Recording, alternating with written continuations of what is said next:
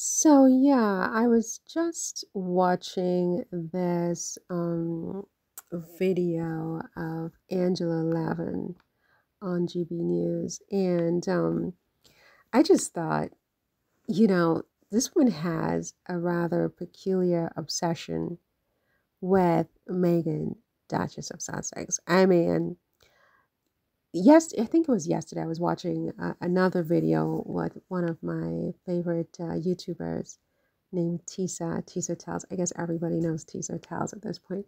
And she used this word poppycock, which I think really perfectly encapsulates Angela Levin's obsession and what she does obsessively. Is like she obsessively poppycocks about Meghan, which is very bizarre. It's like a fixation, and it's like Meghan is like her niche, It's Meghan is like, if she sees herself as a business and her commentary and her TV appearances as sort of, her business model, her niche is literally Meghan. It's like this weird, bizarre, peculiar fixation, you know, on the Duchess of Sussex.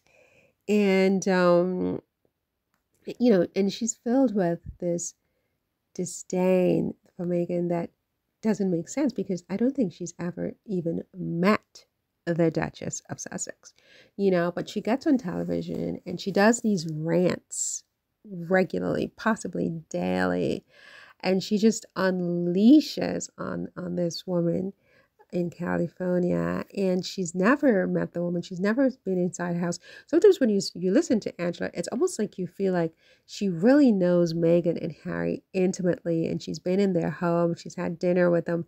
She's seen them interact in, personally up close, and she's a real expert and she's a real authority.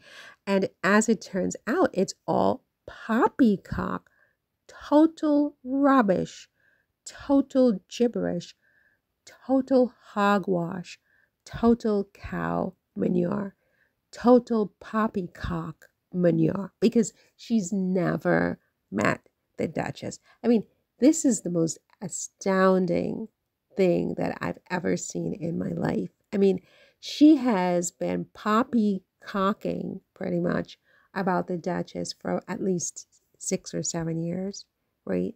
And I think it seems like her whole thing, her whole shtick is that Meghan overshadows everybody, starting with her own husband. She's always talking about how Meghan is leading Harry, and Meghan, it's like almost like she feels like Meghan has Harry on a leash, like Meghan, like Harry's like a dog or something, and Meghan is leading him around on a leash, and Meghan is emasculating Harry.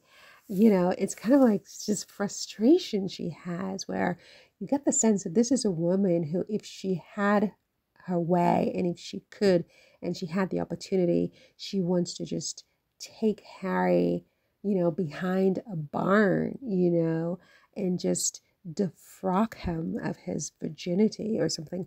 She's like completely, like, it's very animal. It's like an animal, very animalistic, like disdain and just, I don't know, like I said, poppycocking. You know what I mean? No pun intended, but I'm just saying it's just very bizarre, right? And then she says that Meghan has an inability to wait her turn, which is just like, what? Like, what? You know, and what's really, I think, most startling, or most, for me, most bizarre is how that's the only thing she seems to talk about. It's the only subject matter that she discusses is Meghan. I mean, it seems like, since, because like she's an author, I think she's written books. I mean, I think she claims that she worked on a biography of Harry, and and she's written other things, I guess, about Princess Diana and different things about the royal family. But since Meghan came on the scene, it seems like she's just stopped writing about anybody else. She stopped talking about anyone else. She stopped focusing on anyone else. She doesn't even care about her own self, her own hygiene, her own, her own apartment, her home, her children, her family, her mother.